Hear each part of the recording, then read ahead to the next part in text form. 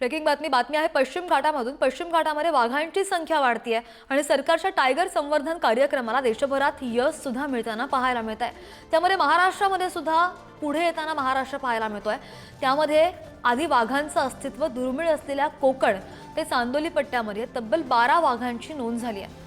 पश्चिम घाटाचा जैवविविधतेचा वारसा आणखी समृद्ध होतोय आणि देशामधील 18% वाघांचा अधिवास पश्चिम घाटामध्ये दिसून येतोय।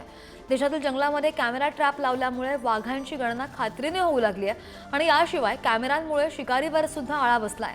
त्यामुळे महाराष्ट्रामध्ये विदर्भातील उमरेड, ताडोबा या जंगलांसह कोकण पट्ट्यामध्ये सुद्धा वाघांची संख्या वाढलेली पाहायला मिळते।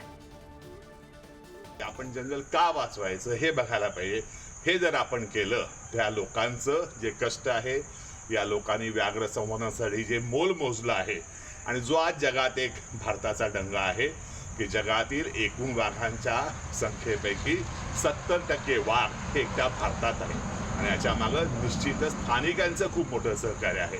तर चला आपण सगळे एकत्र येऊ, व्याघ्र संवर्धनाची 50 वर्ष मोठ्या प्रमाणात आपण गेल्या वर्षी साजरी करू, पण हे निरंतर साजरं करण्यासाठी लोकांना मदत करणं हे आपल्या सगळ्यांचं महत्त्वाचं कर्तव्य आहे।